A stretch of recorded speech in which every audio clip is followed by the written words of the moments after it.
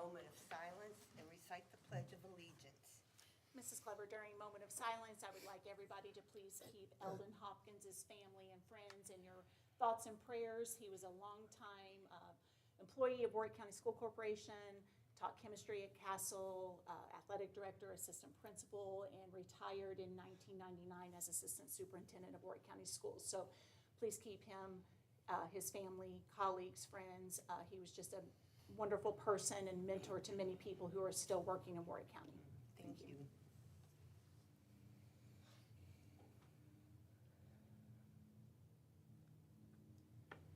I pledge allegiance to the flag of the United States of America and to the republic for which it stands, one nation, under God, indivisible, with liberty and justice for all.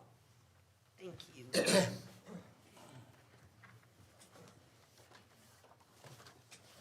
Next item is patron concerns, and no one has signed up, so we'll move on to item 4, consideration of routine business. Dr. Redmond.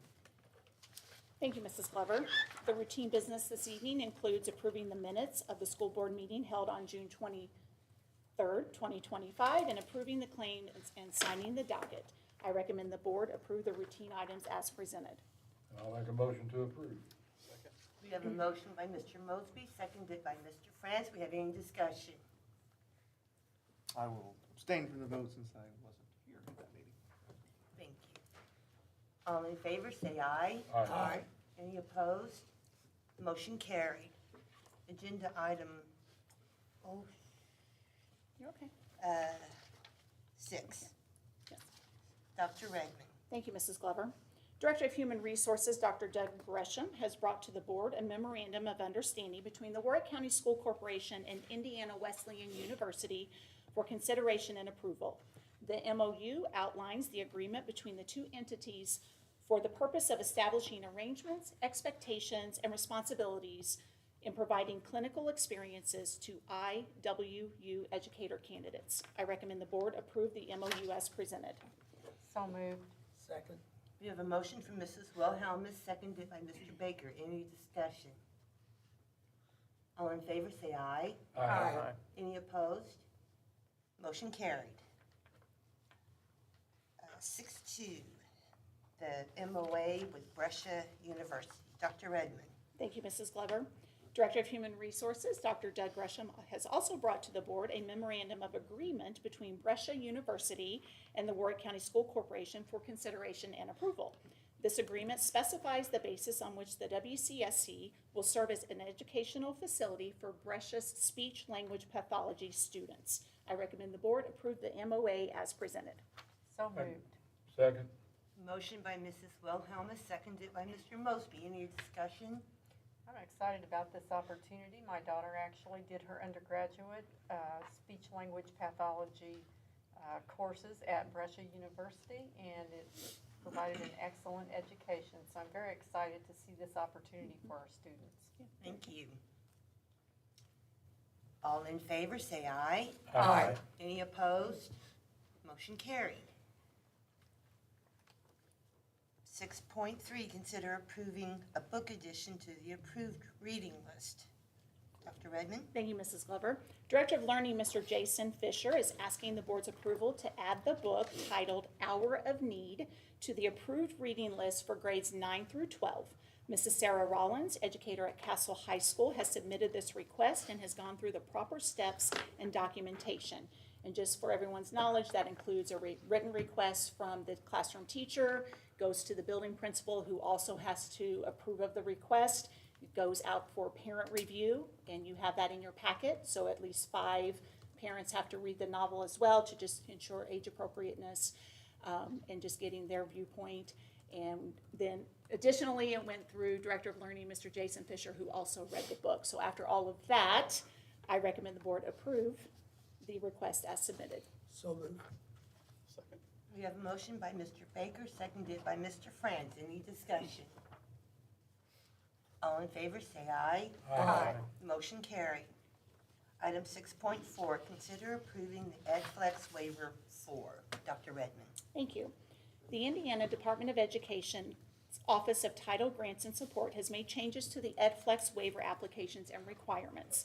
EdFlex is a program through the U.S. Department of Education that grants state educational agencies the authority to waive statutory or regulatory education requirements that may impede local efforts to reform and improve educational achievement. A description of Warwick County School Corporation's application for the proposed waiver authority can be found on our website.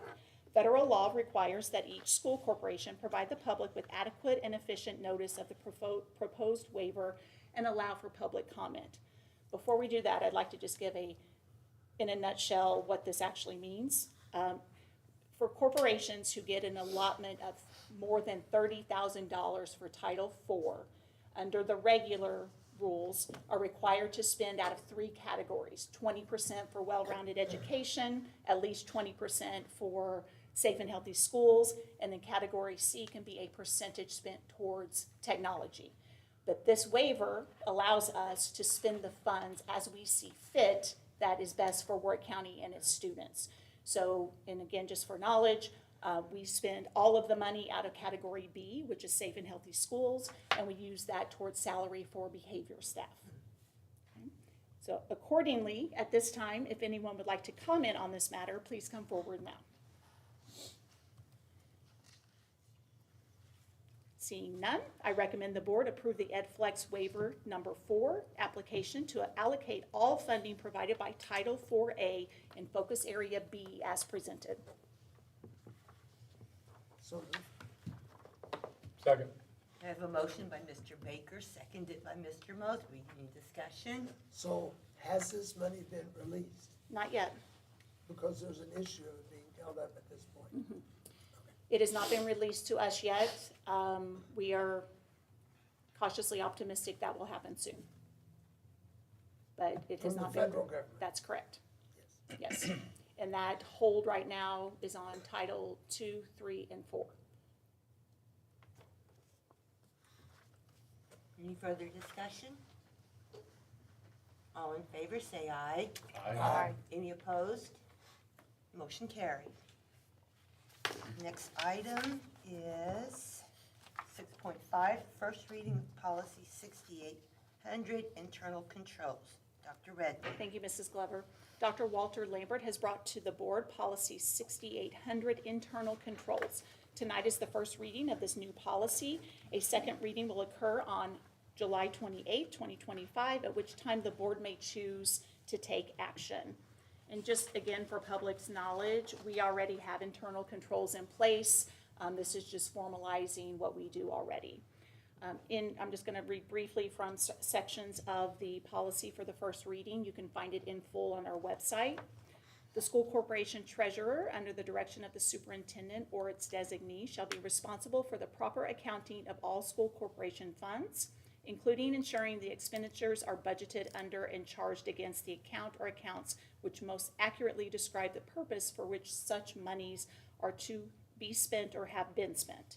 The superintendent or designee shall be responsible for the implementation of the internal control standards designed to prevent and detect fraud, financial impropriety, or fiscal irregularities within a school corporation, and to recommend to the school board any policies or procedures required to carry out the standards. And finally, training shall be provided on the internal control standards and procedures to all corporation employees and newly hired employees whose duties include receiving, processing, depositing, dispersing, or having access to school or funds and or extracurricular funds. Again, this is first reading. We will bring this back next board meeting where the board may choose to take action at that point. Thank you. Next item, 6.6, consider approving the 2025-2026 middle school, high school student handbook. Dr. Redmond. Thank you, Mrs. Glover. In your board packet, you will find the revised 2025-2026 middle and high school handbook submitted by Dr. Walter Lambert, and this is our student handbook. This handbook will only be available as an electronic document. I recommend the board approve the student handbook as submitted. So moved. Motion by Mrs. Wilhelmus, seconded by Mr. France. Do we have any discussion? All in favor, say aye. Aye. Any opposed? Motion carried. Agenda item 6.7, considering approving donation. Dr. Redmond. Thank you, Mrs. Glover. We have one donation tonight for Tecumseh High School, $2,000 from the LA Gridiron Club to purchase new helmets. I recommend the board approve the donation as submitted. Motion to approve that one. Second? Motion by Mr. Mosby, seconded by Mr. Baker. Any discussion?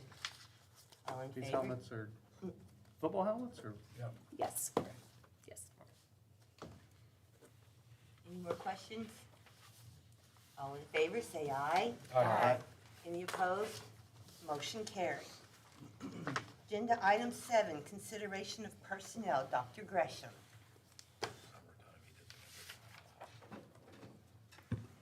Thank you, Mrs. Glover. The Human Resource Office has the following business to bring before the board tonight.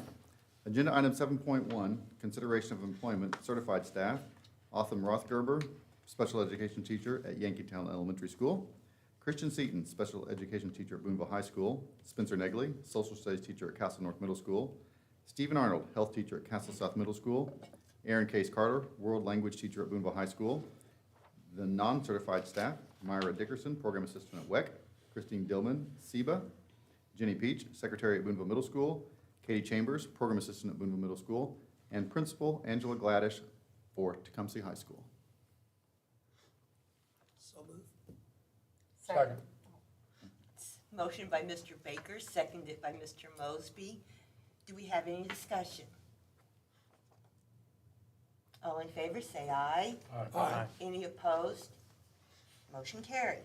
Thank you. Agenda item 7.2, leaves. Kirsten Ledke, third grade teacher at Sharon Elementary, Aaron Sexton, job share program assistant at Sharon Elementary, and Shelby Davis, English teacher at Castle High School. Motion to approve leaves. Second. A motion by Mr. Franz, seconded by Mr. Skinner. Do we have any discussion? All in favor, say aye. Aye. Any opposed? Motion carried. Thank you very much. Agenda item 7.3, report of early returns. Caitlin Valdemez, math teacher at Castle High, has filed appropriate paperwork to return early from her previously approved leave of absence. Agenda item 7.4, resignations. Elizabeth Elsa, program assistant at Newburgh Elementary School. Kelly Yar, 5.5-hour cafeteria position at John H. Castle Elementary. Caitlin Smith, program assistant at Newburgh Elementary. Ashley Kramer, special education teacher at Chandler Elementary. And Hannah Llewellyn, English language learner teacher at Sharon Elementary. All those resignations are effective May 23rd, 2025. And Matt Daywalt and Linda Wilson are bus drivers with resignations effective May 22nd, 2025. Agenda item 7.5, retirements. Eric Mullen, art teacher at Castle North Middle School. Philip Peach, math teacher at Castle South Middle School. And Rebecca Gillis, art teacher at John H. Castle Elementary School. All of those retirements effective May 23rd, 2025. Thank you. How close are we, Dr. Gresham? He and I are having this conversation Yeah. daily about where we are with staff. We are not nearly as close as we were at the last board meeting. I think we're about still six teachers away, unfortunately, right now. Okay, thank you. But all in progress, everything's rolling. We have one position that has to be posted tomorrow. You're not The making rest- me feel very the rest of confident it- here, Dr. Gresham.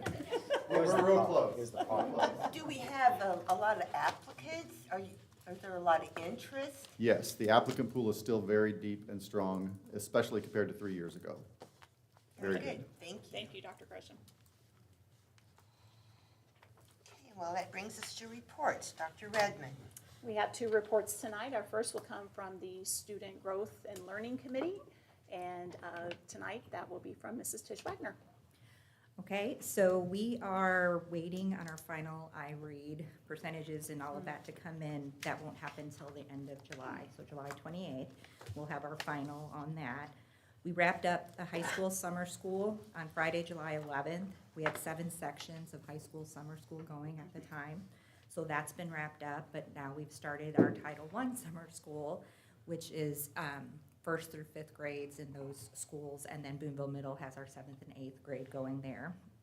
We've also started our Kickstart Kindergarten as well, so those have just initiated after closing the high school. And with that, between those two, we have 30 educators working that with over 350 students who are accessing those. We also have extended school year going on with our students who needed that extra time with the special education services, so that's been going on. And next week, we will start our PD Palooza for the corporation, and that will be 3 more days of ongoing support and PD from everything from crisis prevention, intervention with the restraints and de-escalation, a full day with special education and student support services, and then Department of Learning. So we have every department pretty well has put pieces together in that.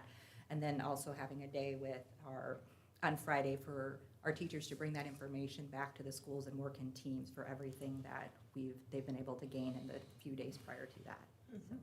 And just to add on to that, I have that set to share with you in our Friday update, just so you can see the entire catalog of options that our teachers have. And you are more than welcome to stop by any time at Boonville High School next week to catch any of those sessions. It's really cool because it's our people teaching other colleagues, and I love that. We do have some people coming in for some Yeah, training, but the are- majority of it, it's our teacher experts teaching other teachers.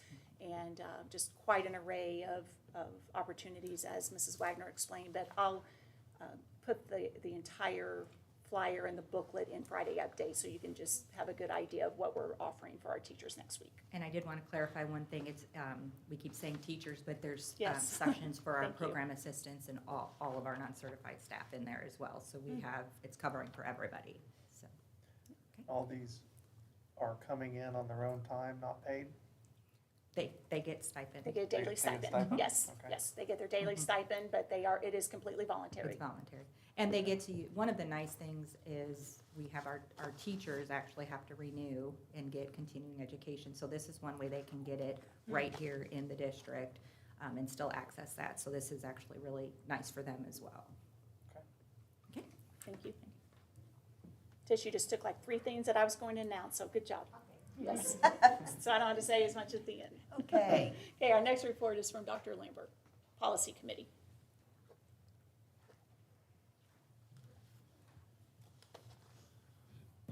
The Policy Committee met this evening. We're going to have a couple policies that will come to the full board at the next meeting on the 28th. The first one will be the search policy. This is a policy, we have a procedure always with this anyway, but we had to, again, put this into policy. This basically gives a good broad guidelines for administrators that need to do a search for a locker or a person, things like that. So that policy will be forthcoming, pretty straightforward. We'll have the first reading at the 28th of July meeting coming up. The second policy we have coming up to you all is the attendance, the student attendance policy. If you recall, last year we updated that. The Indiana legislature met and had a change in the law for truancy prevention, and it was aimed at K through 6th grade. The legislature has put that up to 12th grade now. So we've added that change in there. And then they also had one other area of excused absences. Like right now they have, if you work for a poll, like a voting poll, or you serve as a page, or you go to court, those are all excused automatically. And now they've added the FFA and the 4-H, so if you go to a national conference, you have 6 days that you can have excused, and we just don't count them absent. So it's an educational experience. The FFA is, the national headquarters are in Indianapolis, so they do usually have the national meeting there as well, so it's always good for our kids to go to that. And I really think in the past, we've usually had that as a field trip, and so that was excused as well anyway, but this just solidifies it in the state law. I do want to speak a little bit. I know there's been some scuttle about the attendance policy changing. It hasn't changed, it is still the same. Parents, when they call in, a student is still considered excused when they call in for an illness and whatnot. Yes, we always want to have documentation if there is an illness, things like that, so that's always accepted as well. But the Indiana law is pretty clear on that, so we have to have what's called a attendance hearing for habitual truancy, and that happens at either 10 days of unexcused absences or unverified absences. That's where a parent didn't call in. If we have a 10-day person, then we'll do that.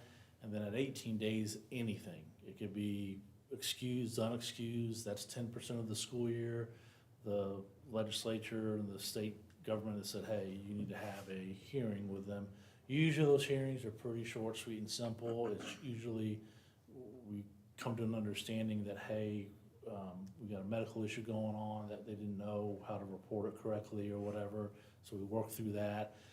And most of the time, by the time they get to me, they've already started improving their attendance, and that's usually what I ask for before I ever have it sent off to the prosecutor or anybody else, is that the attendance is improving. And not perfect, but I'm talking about improving, and so 99% of the time that happens. It's not a problem, and people do that. And so we'll work with parents. We'll try to do anything we can to help them.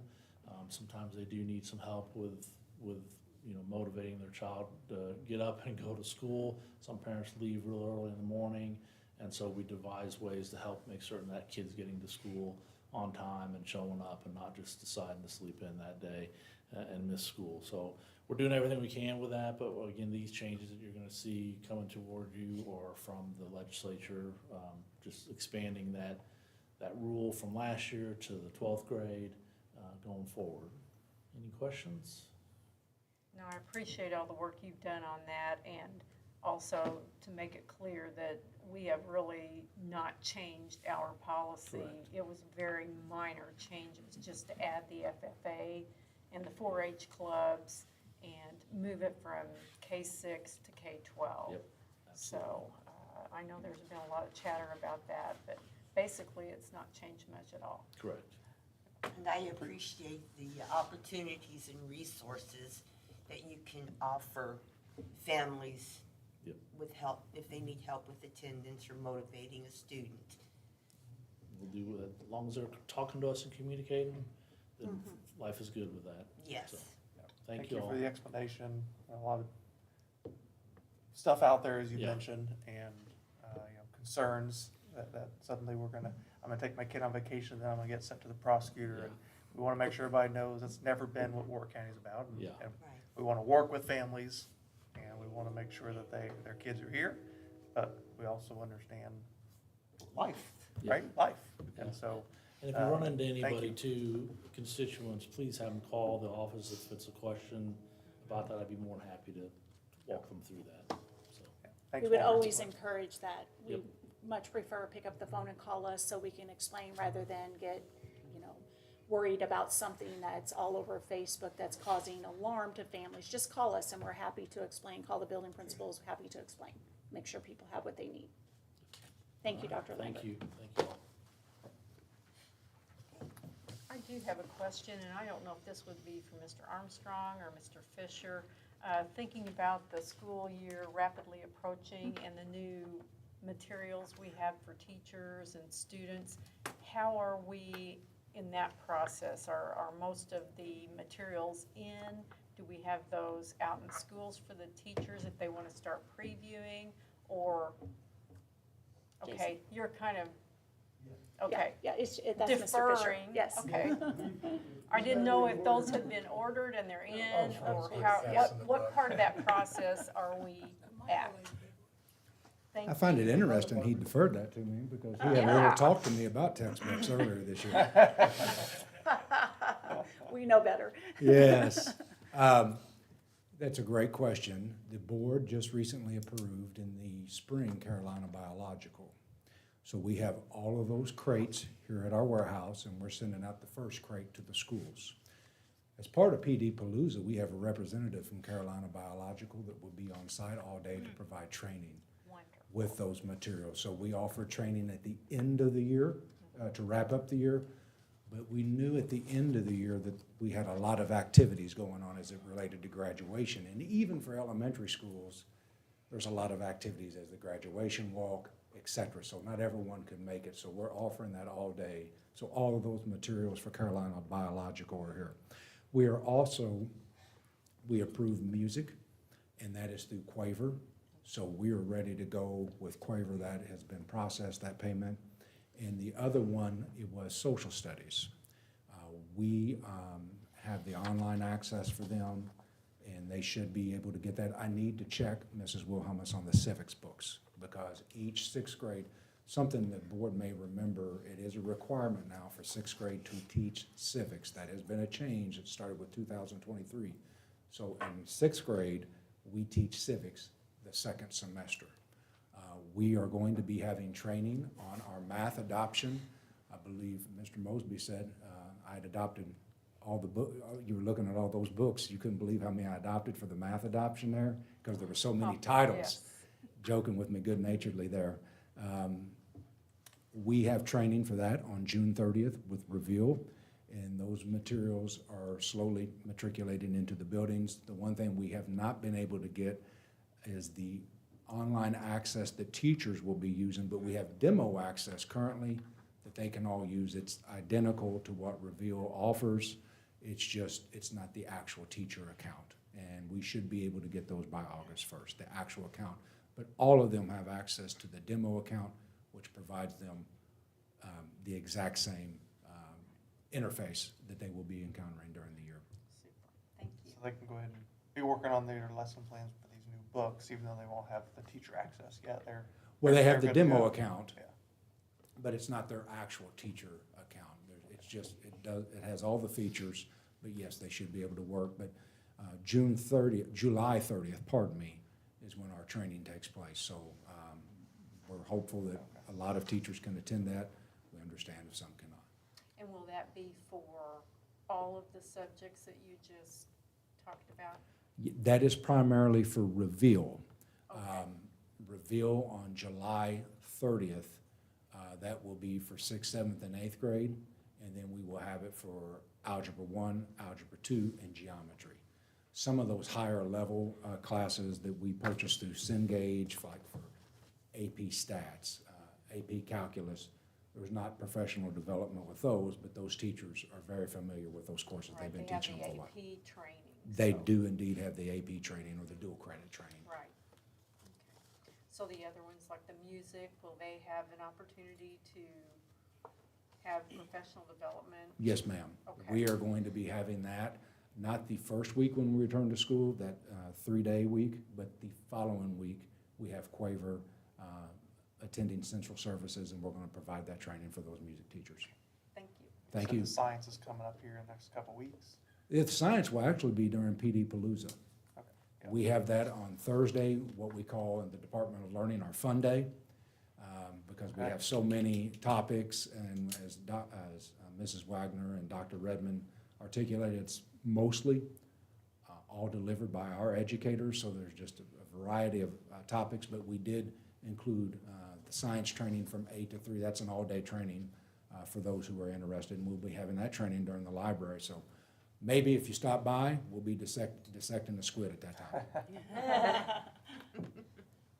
Thank you. Thank you. And I just had 2 other quick things. First of all, this past weekend, we had our summer musical, Cinderella.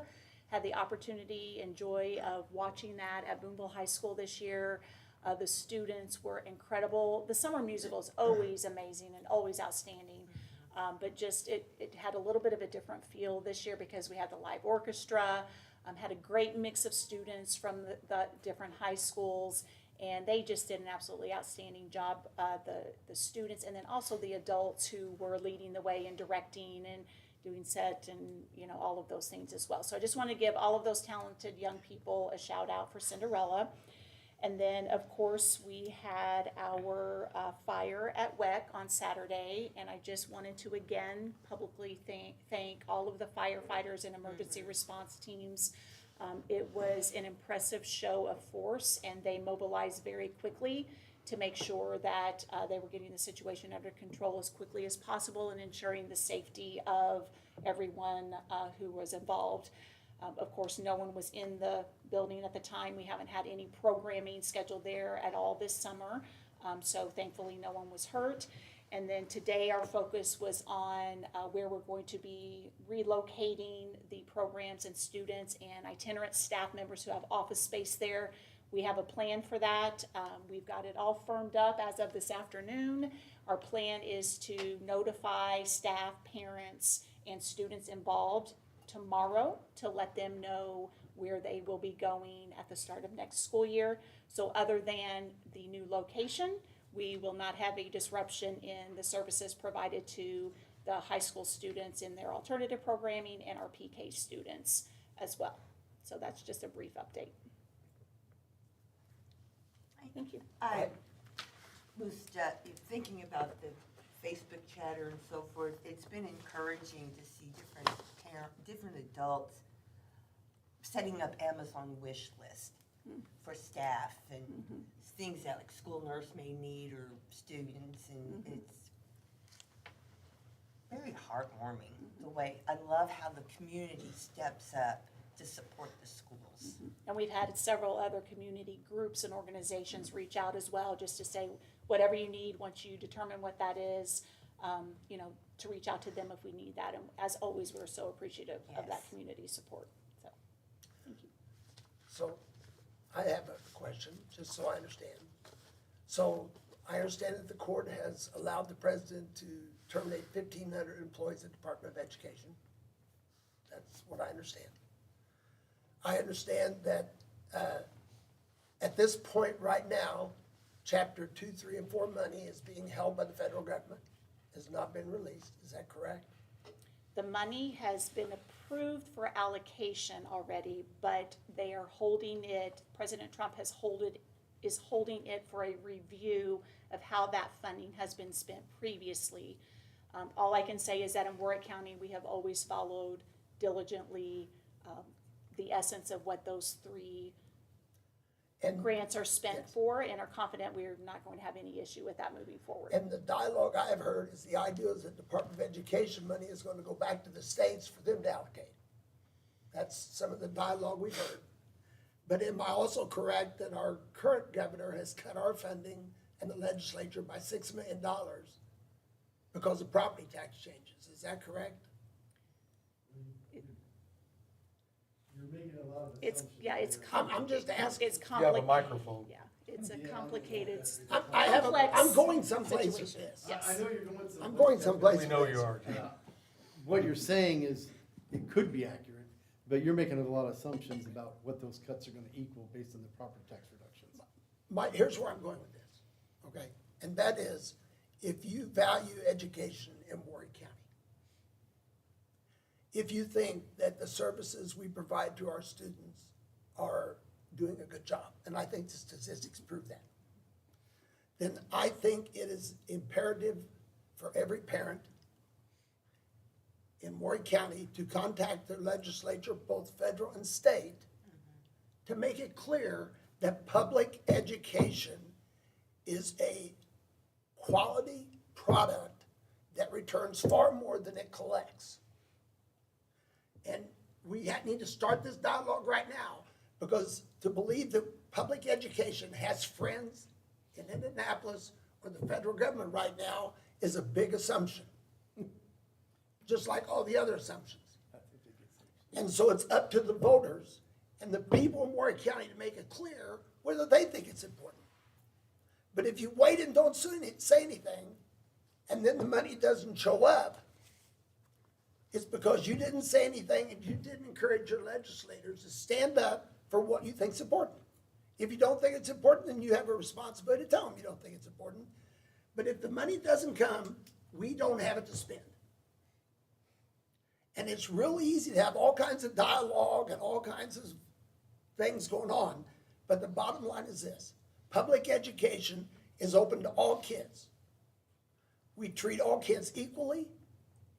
We try to include all kids in our programs. And we try to kids to understand that diversity is a positive thing. Differences is not a weakness. And I don't believe that. And so I think parents, if they believe that, need to start speaking up very loudly, very soon, because it's coming. That's all I'm saying. Thank you. Well said. Thank you, Mr. Baker. I'm not gonna touch that.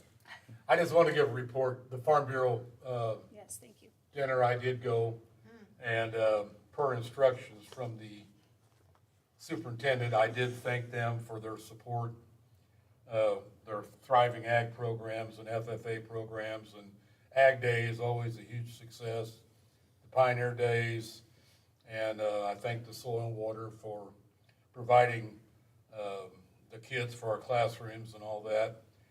And it was an interesting evening because we had State Senator Vanita Becker there and State Rep Cindy Ledbetter. One voted for everything you're talking about and one voted against. So it was a very unique discussion. And that's as far as I'm gonna go with that. But it was a good night, and New Boston Tavern is who they hired to cater. And I would highly recommend it for the price. Yeah, it was unbelievable. Also, question, Tennyson, you put something on Facebook or something Yes. encouraging, or Yes. have we gotten any responses, any Dr. increase in Lambert, we have numbers? not had any phone calls, correct? We have had 0 phone calls come in. 0 phone calls. That's disappointing. But since you brought it up, we would love to have an opportunity to invite more kids to come to Tennyson Elementary. It's a unique setting, very small schools, small class size, and depending on where the student lives, if you're in closer to proximity than not to Tennyson, we're open to having a conversation about what transportation can look like. And then we would have to make that decision based on exactly where students are located. But anyone in the entire district who would like to have a conversation about, and if parents can drive, we would be happy to welcome you to Tennyson if a family is looking and desires a setting like that. Thank you. Also, have a construction committee meeting tomorrow morning, the 15th at 7:30 at the administration building. And personnel committee has a meeting August the 11th at 6:15, right here in this building. I'm done. Policy will have their meeting August 25th. That will be the next meeting. And Mr. Fisher or Mrs. Wagner, help me with the date for our student growth and learning. July 29th at, and that's at the Central Administration Building. Anything else? Well, one other, Dr. Gresham mentioned in our committee meeting, the new teacher orientation is this Thursday at Boonville Middle. And there's, we could stop in if you're interested. Please join us for lunch, yes. And that's at 11. 11:15. 11:15, but you're welcome anytime. You're welcome Yeah. anytime. How many new teachers are signed up? I'm putting you on the spot here. We have, right now we have 43 teachers, and all of them. 11:15 lunch, see what they're doing. That's exciting. Yeah. That's good. That's always a fun day. That's good. So we have a work session, July 28th at 5:30 here at Central Services. Yes. And then we'll follow with board member at 7. And I had sent out an email earlier asking if anyone wanted to serve as a delegate at the Delegate Assembly at Fall Conference. And Mrs. Wilhelm has volunteered, so I just wanted to acknowledge that and thank her. And I think that's all I have. You have anything else? Meeting adjourned.